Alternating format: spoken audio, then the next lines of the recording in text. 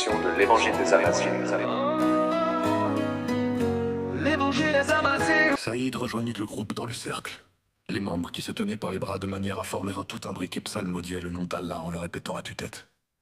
Ils étaient en train de construire la bâtisse soufie. La forme du chapelet humain ressemblait vraiment à un édifice, un bâtiment qui donnait l'impression de se tourner vers le ciel. Commencèrent alors les rythmes du monde de la majesté d'accélérer.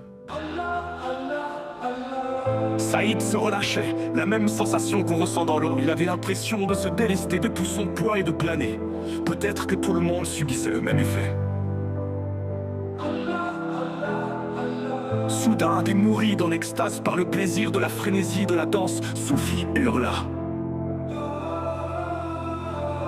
Suivi d'un autre comme s'il lui répondait en écho. Qui voulait dire lui. Les cris éparpillaient tout ce qu'il avait emmagasiné comme charge de méditation. Il sourit, retenant à peine un fou rire. Il réessaya de reprendre son énergie méditative, mais l'appréhension d'un deuxième cri lui fit perdre cette espèce de relâchement. Arius se retira en catimini dans un des recoins de la Zaouïa. Il pensa combiner la concentration méditative bouddhiste et la transe. Peut-être arriverait-il à cet état de sérénité complète, ce nirvana soufi, et réaliser ainsi l'incantation électronique. Le bouddhiste fusionne dans sa séance de méditation avec soi-même, puis en sort comme feraient les adolescents pour la projection astrale ou ceux qui arrivent au seuil de la mort sans pour autant franchir le pas. Il se voit d'en haut comme si leur âme planait au plafond, et peut-être même voguer vers d'autres lieux réels pour rencontrer et interagir avec des personnes en chair et en os. Après, ils se lancèrent vers les hauteurs et s'unirent à une grande lumière. Quand le bouddhiste sort de son enveloppe charnelle, il va à la rencontre de Bouddha, qui lui enseigne tout ce que bon lui semble comme science et lui donne plein de conseils et quelques principes de son message. Mais si c'est un fidèle d'une autre croyance qui pratique la méditation, il rencontre sa personne sacrée, et cela suscite des doutes quant à cette expérience. Autrement, le sujet émane du subconscient. Les croyants croient que c'est là la lumière du Créateur, et Arius, de son côté, estime que ce ne sont que des photons. Imprégné du concept quantique du professeur Smaïn, il interpréta scientifiquement tout phénomène. Il n'y avait pas de place dans son cerveau pour ce qui n'était pas rationnel.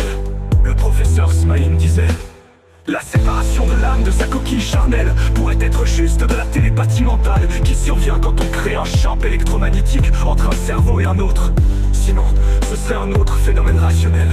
Et aussi, cette sortie et ce voyage se firent au sein de la Zaouïa aussi. Il s'arrêta devant un des larges renfoncements de la Zaouïa.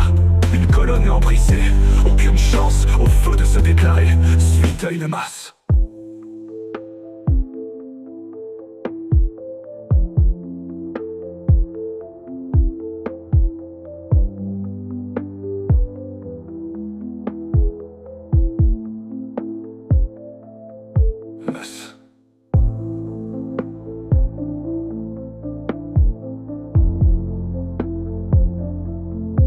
Cette sortie et ce voyage se firent au sein de la Zaouïa aussi.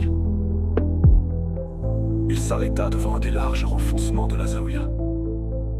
Une colonne l'embrissait, aucune chance au feu de se déclarer, suite à une masse.